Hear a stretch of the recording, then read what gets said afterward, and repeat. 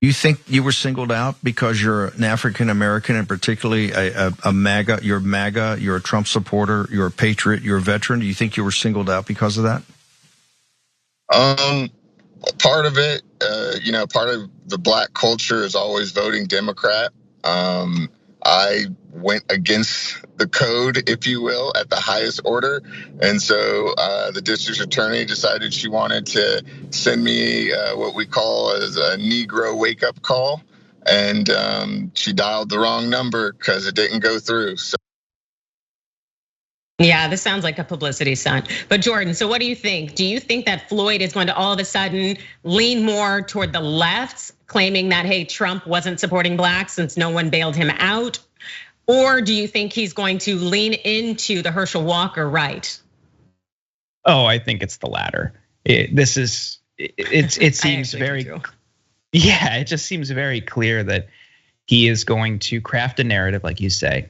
Oh, I was a victim because I supported Trump.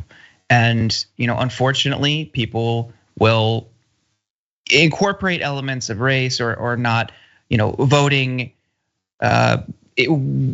similar to, larger voting trends. And they try to cast themselves as different. Herschel Walker really did this. And there are a lot of racist white Republicans who will use people like Herschel Walker to say, oh, look, I'm not racist.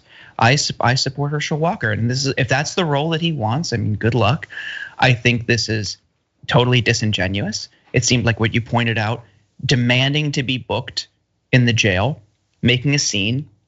He wanted this because now he talked about on Newsmax, and like the host even said, you could go from a jail cell to a member of Congress. What an inspirational story. Everyone loves inspirational, uplifting stories like that, right? And that's great for a campaign, but it seems just totally artificial. It seems manufactured. So, wishing this guy the best of luck, but I don't think he's gonna go out there and really challenge authority in any meaningful way.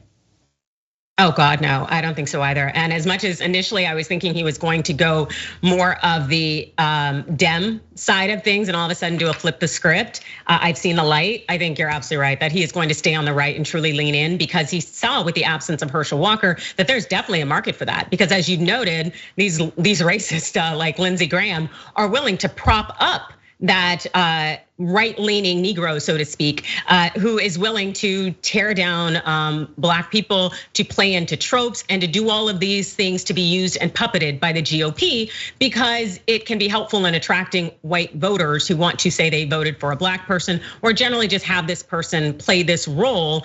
And it's pathetic and sad. We've seen it before. Floyd, I don't think he is really going to convince anybody, but my God, if anything, he's just looking for his payday because a lot of people enter politics for that very reason. And right now, he should actually just be focusing on fighting the Georgia racketeering charges that he's facing alongside those other defendants who are charged with Donald Trump and trying to upend the Georgia presidential election results. And the thing is Floyd doesn't really have the best past, I'll note.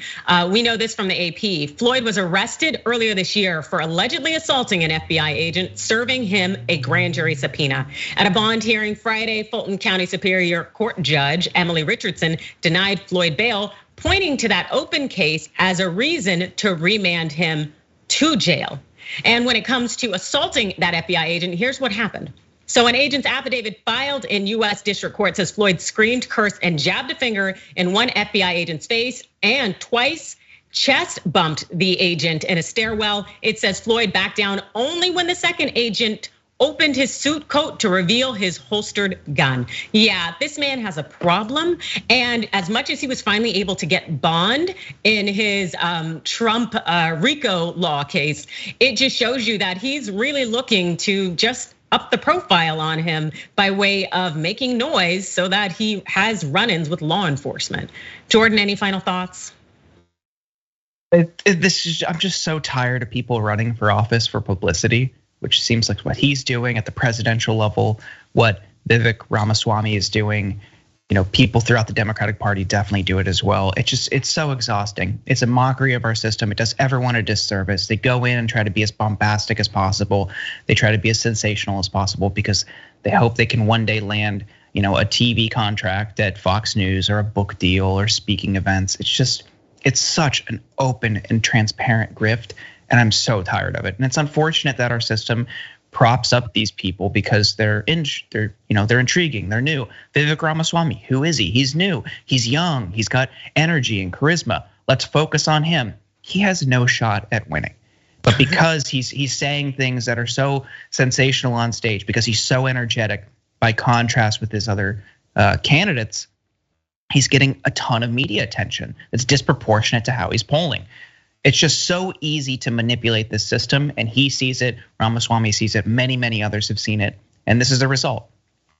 Yep, they get a great payday, and at the end of the day, even when they're no longer capable of, let's say, completing their duties in office, they can stay around, a la Mitch McConnell, Dianne Feinstein. So of course, politics is very much their game.